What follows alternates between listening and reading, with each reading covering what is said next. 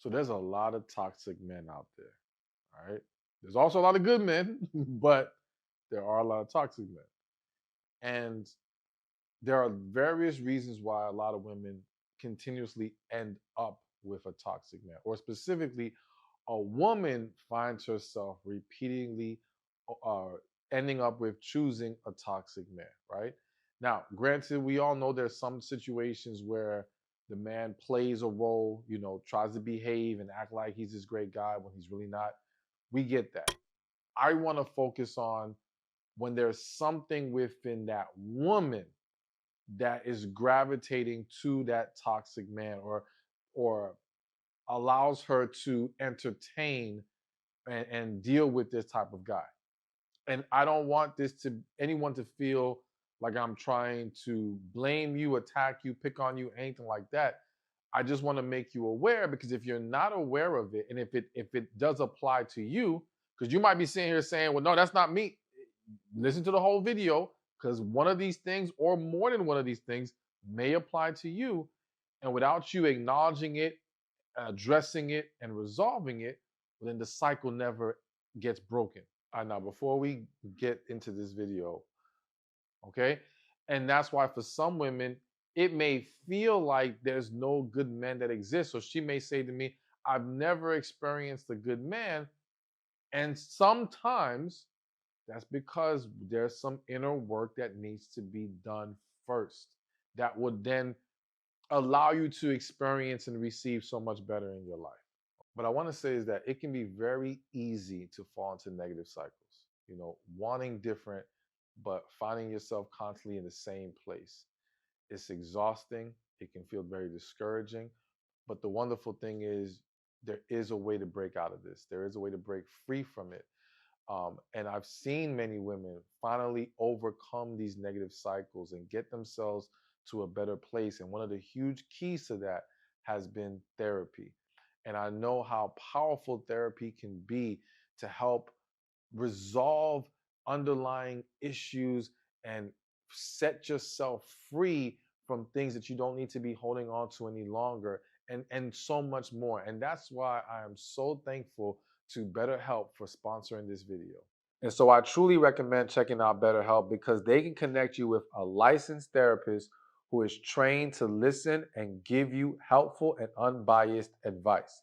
If you think you might benefit from therapy, consider BetterHelp. Click the link in the description or visit betterhelp.com/Stephan Speaks. I know starting therapy can be hard, and the right therapist for you may not be in your area. And some people find the face-to-face interaction of therapy uncomfortable.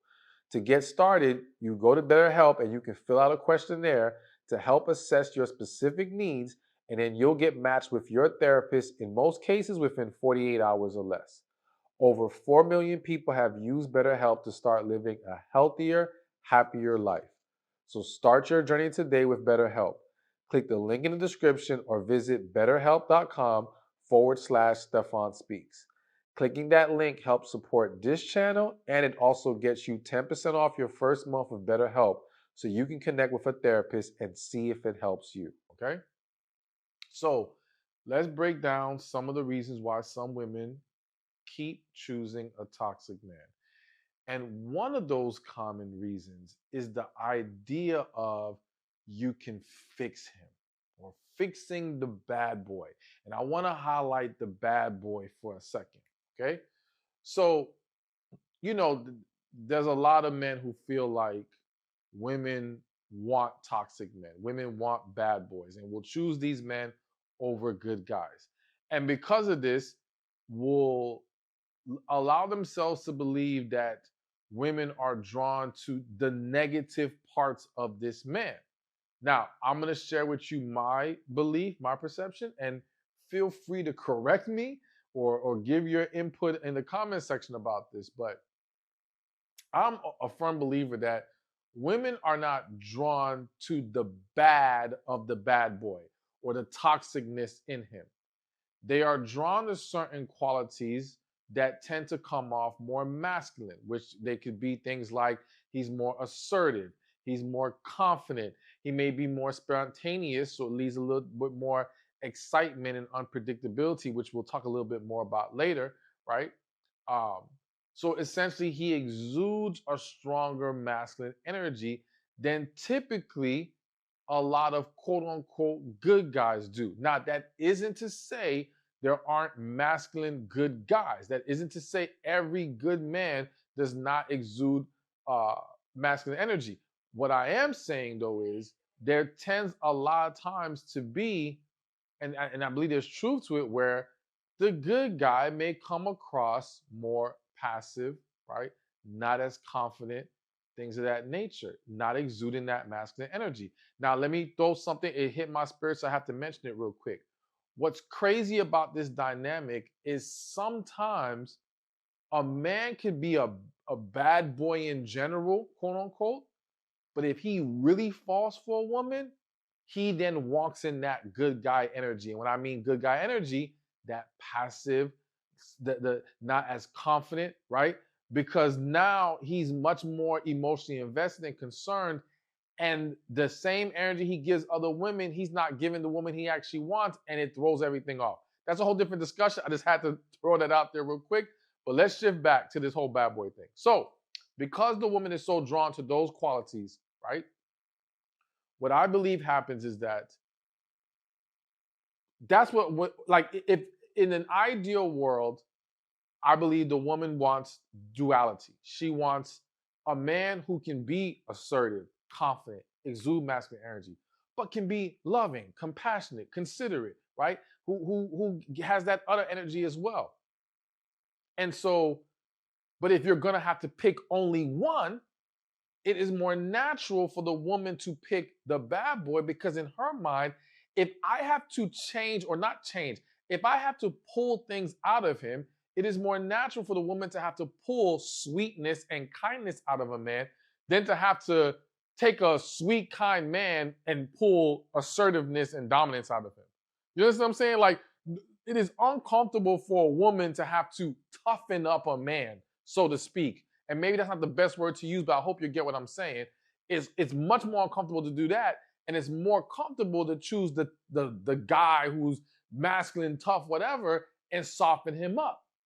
Okay, and so this then creates this dynamic where a lot of women, whether they're aware of it or not, continuously choose this toxic man and hope that they can get him to that softer, nicer, loving place, whatever the case may be.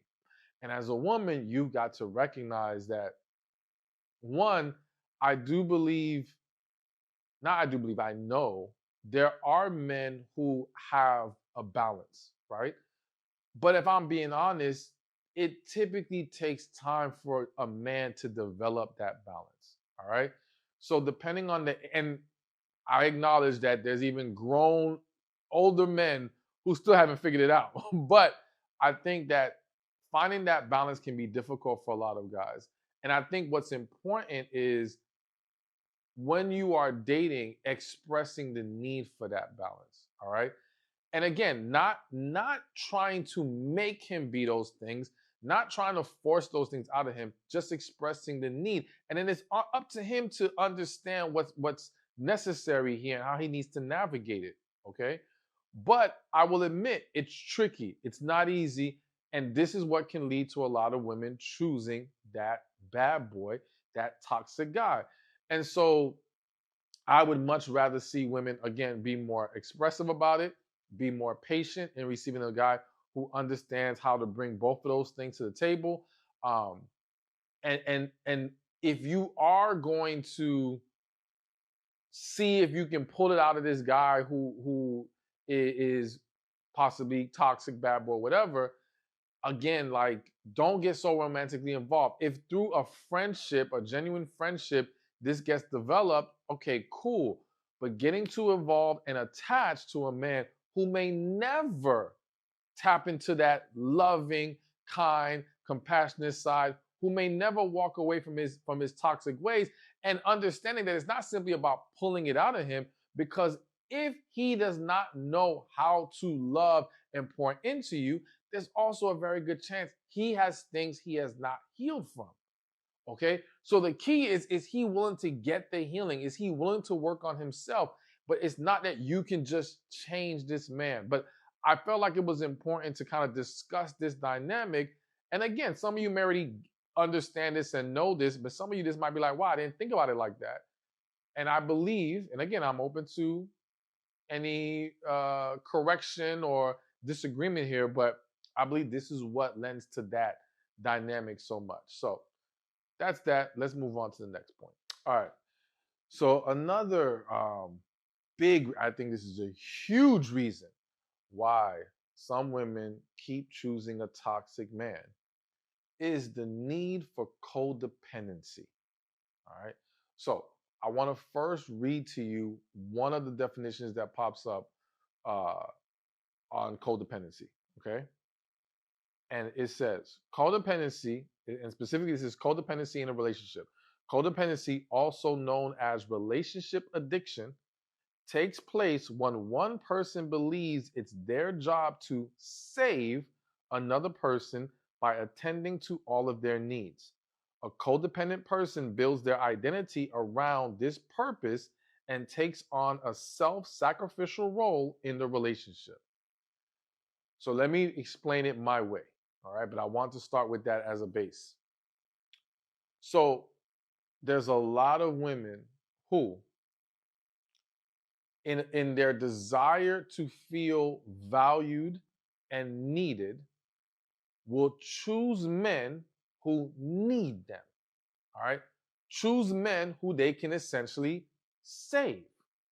So I apologize, but I'm gonna say it because it's kind of funny. You're Captain Save a Bum. I don't want to look at anyone as a bum, but it just sounds better that way. Because I'm sure you've heard of Captain Save a Hoe. Well, y'all, some of y'all are Captain Save a Bum. All right, and in trying to do that, a lot of women, whether they realize it or not, they're thinking that this gives them greater security in the relationship because one, he needs them, so it's not as easy for him to walk away. It's not he would be, in her mind, he would be less likely to betray her because again, he needs her. He will be appreciative of what she's done for him. Like he will be indebted to her essentially, right? And again, she will feel good about herself because look what I do for this man. Look how much he needs me. Now, to pick a man who needs you, right, and needs to be saved, you have to pick a man who doesn't have his stuff together or hasn't established things in his life, right? Now, when this happens at a very young age, it's easier to validate it because if a man just, let's say he's 18, 19 years old, just got into college, naturally, no one expects him to have his stuff together. So a woman pouring into him at that point, okay. Problem though is him already being that age, very likely he's not mature enough to handle um, the true emotional investment needed in a relationship, or the whole, like he's not at a place yet where there's even a certainty that this man will remain with this woman because he's still figuring himself out. He may go in different directions. He may find her useful for that moment and then move on to something else. There's a lot that can go wrong, right? Okay, so if we say, but what about when individuals are older? Well, if the man is older, and I'm just going to use an example. Let's just say 35 and up, right? This is an example. You can pick whatever age you want as considered older. Let's say he's 35 and up. He doesn't have his stuff together. You choose him because you feel like you can pour into him and help him become the man you think he can become, right? Well, the problem is if he got to 35 without creating stability in his life, well then one, we have to ask ourselves, does he even have the character to get there? Two, does he have the desire to get there? And what shortcomings are we possibly overlooking that explain why he's still in that position? Okay. So again, there's a very good chance you're trying to then pour into someone or pull things out of a man where it's not going to go the way that you think, right? Either way, you also have to consider the fact that in that codependency situation, I can't tell you how many times a woman has gone that route, gotten with the man, help build him up, and then he moves on to somebody else, right? And the reason is because that man wasn't choosing you or accepting being with you because you are the woman, the type of woman he wants, but you were what was useful to him at that time. He's what he needed in that time of his life. But once he gets himself together, what he really wants will now show itself. All right. Which is why you'll see these stories sometimes of like famous people that happens to, and they'll say, well, he switched up. And I always say, no, he didn't switch up. His true colors finally showed. He couldn't get that woman before in the position that he was in. Now that he can, he's moving on to that. And this is why this is my personal belief. Some may disagree. I believe it is best for a woman to only embrace being with a man who's at least established stability. That's it. I'm not saying the man got to be rich and have it all figured out or whatever. But if he has not established stability and gone through some levels of adversity and developing character and things of that nature, you are playing a very risky game. All right. But let me also say that this need for codependency is what I believe leads to a lot of women ending up with a narcissist. Because again, this relationship is established on the fact that he needs you. So essentially, look at it this way. You're getting with someone who has to take from you, but does not have to give. What happens in narcissist situations? That's what it is. They're just taking. You're not getting it back. But in the beginning, you may not be worried about that because you are being fulfilled by your ability to pour into him. You're feeling good about yourself because of the value that you bring to him. And it's blinding you from the reality that he cannot give value back to you. He, as a man, is not able to pour back into you. And this then is what establishes or creates or leads to a lot of these toxic scenarios. All right. And again, this man may have different other issues that he needs to resolve. There's issues within you. All right. Because again, your need for codependency comes from an unhealthy, it can't, I'll say it to be fair, it can come from, no, it does. It's coming from an unhealthy place. When I say unhealthy, something that needs to be addressed and resolved within you. All right. Because yes, you should be with someone that relationship should be two people who can pour into each other. Plain and simple. Let's just keep it that simple as that. All right. If it's one-sided or too one-sided, it's a problem and it will not be sustainable because at some point you're going to be looking for a return on your investment. And again, you may have simply gotten with someone who's not capable of giving you that return. And that's going to lead to a lot of frustration. But then, God forbid, the attachment's too deep at this point. You don't have kids with this man. You might be married to this man, whatever the case may be. So, of course, you keep it going. Not to mention the attachment that's formed from giving him so much time and energy. Because there's so many women that it's difficult to walk away from this after they've given so much of themselves. And again, they want to return on that investment. So they're going to hold on longer, hoping to finally get the validation or get that return. But then all they get is being more drained, more hurt, more frustrated until eventually it blows up in their face in one way or the other. So yes, the need for codependency, huge and very common. A lot more common than some of y'all may realize. Common reason why a woman keeps choosing a toxic man. All right. So here's another reason that I think may not get discussed a lot, but I've heard it discussed before in different ways. So, anyways, another reason why a lot of women or some women keep choosing a toxic man is because you kind of find it exciting. What do I mean? There are some women who love drama. There are some women who love the unpredictability that comes from dealing with that toxic man, where essentially a very good man, a very predictable man, is a very boring man to some women. I'm not saying all. Some of y'all may be like, please give me predictable and good. I'll deal with the boring, fine, right? But if some women are going to be honest about it, that can be a turnoff to them, right? or it's not something that they can remain in. They initially may choose that guy because they feel like it's safer and they feel like it's probably the best choice to make, but they're not fulfilled by it. Now, the reason why it's important to understand this issue, let me say this. Maybe I'm being naive, but I feel like I understand some women need that excitement. They need for things not to be so mundane. I get that. I'm not going to knock that.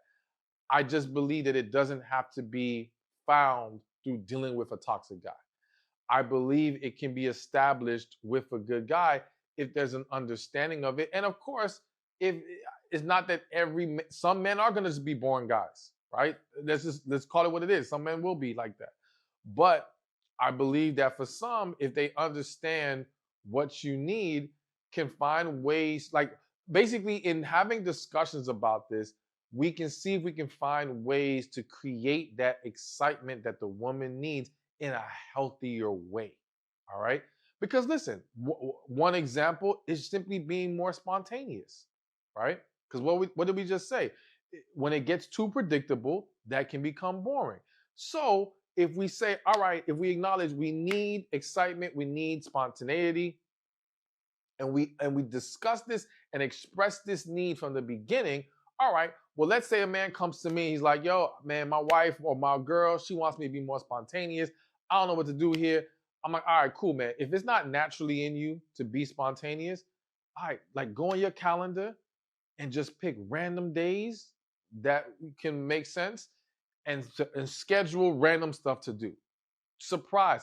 Every now and then. Keep her on her toes. You know what I'm saying? Like do different stuff. That can help. I'm not saying it's the perfect solution, but I think most of y'all would agree that can at least help. Okay. I think also considering where one lives. I think for some people, like I'll use me for an example.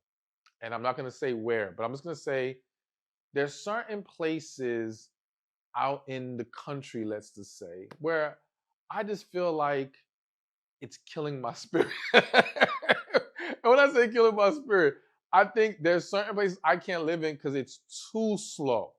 It's too slow. It's too calm. That doesn't really work for me. I've come to realize I may not be full on in the city, but I think I got to be close. I got to be in the vicinity of it. All right, and it's not even because I go out a lot, because I don't. I think it's just the energy of the environment. Okay, and that helps me not feel like I've lived in that off in the country, and I know how boring and how could that affect me mentally and in different ways versus living close to the city and the impact that had on me. So these little things are little small details that can be discussed that can at least help in this with this issue. But it starts with acknowledging as a woman that yeah, you need some excitement, and even if it's you like drama, right? Because that's why some women love watching some of these TV shows and things like that. They enjoy that. I'm not saying it's good. I'm not even gonna say it's healthy. I'm just acknowledging that this is what it is. And so again, being able to discuss this, understand this, will allow two people to find ways to counteract this or to supplement this, so to speak, in better, healthier ways. But do not let this be the reason, now that you become aware of it, why you continue to be drawn to that toxic guy, thinking that's the only place you can get that kind of excitement. All right, so let's keep this thing going. And another reason why some women keep choosing a toxic man is due to trauma bonding. All right, so here's another one where I want to read the definition. Interestingly enough, this first definition I'm going to read to you may not be what you guys were thinking, okay? But it says trauma bonds are bonds that commonly form as a result of abusive relationships. They are the surface level feelings of attachment and intimacy that can result from an abusive cycle. In a trauma bond, partners think they have true love or connection, even though the relationship is harmful. Now, that is one version of it. The other version I think that is more people are more commonly aware of is trauma bonding through shared traumatic experiences. So, for example, a woman meets a man, they both recently lost their parents in an accident, and they start bonding over this shared traumatic experience, right? Or it could be, for example, you'll have situations where, um, let's say, a woman lost her boyfriend, right? And he had a male best friend. So the male best friend lost his best friend. The woman lost her man. They and consoling each other and being there for each other over this shared trauma of losing that man. Then they develop an attachment to each other, and boom, relationship comes about. So either way, at the heart of all of this is trauma, right? And this is something that can happen very easily to people. And what's very tricky or risky, I don't know if that's even the best word to use, but what you have to be mindful of is that what when we're using the example of shared traumatic experience, it's very easy to feel drawn to this person because you feel like they understand you, right? Because they're going through the same thing you're going through, all right? And that makes you feel a level of closeness to them. That makes you feel like they get you in a way other people don't. But it's really based off of that thing. It doesn't mean outside of this you guys automatically align. Now, listen, I will never rule out the possibility. Has there ever been a situation where people were brought together through a trauma bond, but actually had something deeper and real there in a connection? Yes, that's happened. I'm not going to sit here and say that's the common thing, but has it happened? Yes. But I have seen many more situations where, again, they mistake this shared experience and this ability to relate to each other as something deeper when it wasn't, right? And when they move forward in a relationship, well, things really start to go haywire and go crazy, as well as part of the other problem with the trauma bonding is that it feels so good to have this person who supports you, who understands you. You guys are sharing this. And because you guys are consoling each other, make each other feel good, you're lost into that, but you're forgetting that there's still healing that hasn't taken place. Okay? And so what I mean is if you now move forward in a relationship when healing hasn't taken place, well, guess what? That's going to be the trigger to problems coming. So I've seen people who trauma bonded get in this relationship, but then overlook the fact or have to then come to the realization that they're now with someone who, let's say, has a drug addiction or is an alcoholic, right? They had a different issue that was kind of being overlooked because this trauma bond, was reeling them in. So all this to say, like, yes, you have to be mindful of this. You have to be aware of this. It does explain why many people end up in these situations. But the next point I'm going to give is how we're going to help ensure or to minimize the chances that that happens to you, as well as all the other things I've been mentioning on this list. All right. And so now what I would say is the biggest, most important reason why a lot of women or some women keep choosing a toxic man is because you have not healed yet. Okay. So I always say when someone has not healed, they are 99% likely to choose the wrong person to be with because a lack of healing blinds you. A lack of healing causes you to be fearful of true or full vulnerability, which when true love comes your way, when connection comes your way, it requires full vulnerability. So without healing, you are more likely to run from the right person and you'll find the reasons to run to the wrong person. It will feel safer with the wrong person, right? And when I say safer, I mean you'll feel like you have more emotional control. So essentially, when you haven't healed and you get with this person who requires this full vulnerability, and connection, true love just pulls everything out of us. It pulls our insecurities out of us. It just leaves us emotionally naked. Well, that's frightening. That's terrifying, right? So the other toxic relationship, the dysfunctional person that doesn't require us to be vulnerable, that doesn't require us to be better than what we are right now, that doesn't pull all these things out of us, it feels easier or safer there. Not safer in a good way, but safer in a way that I don't have to face my fears. I don't have to conquer these issues, right?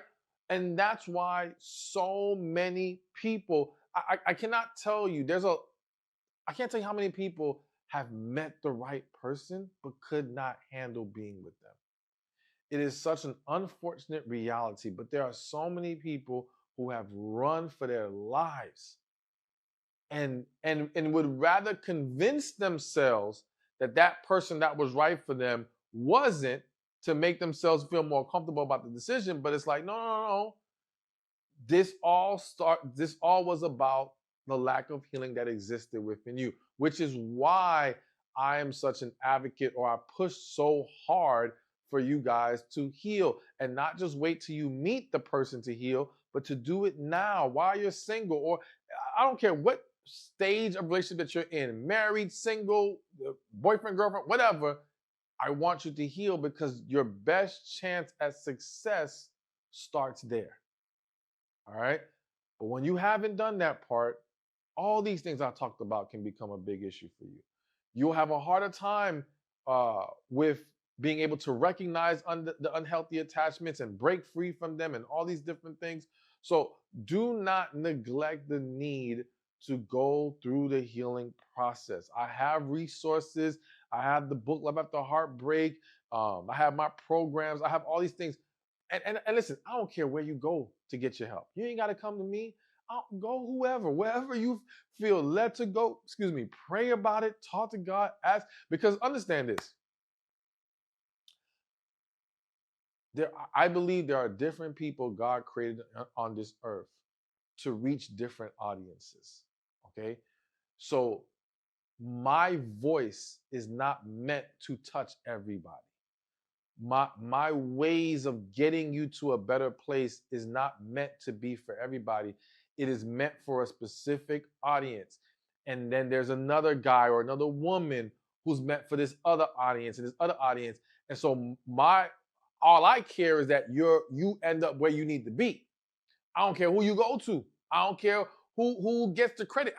To me, it's not about me getting credit, because it ain't me, it's God. You know what I'm saying? So to me, God gets the glory at the end of the day anyways. So I don't care. I just want you to get what you need to get on the path that's best for you, so that these issues do not continue in your life. All right? And that you can receive the blessings that God has for you. Thank you for watching this video. I pray it was helpful to you. Be sure to watch this one over here on This Is How You Emotionally Break Free from a Man and Reclaim Your Peace. Now, the second piece of, I guess you could say, bad advice when it comes to trying to emotionally detach is to go be busy. All right?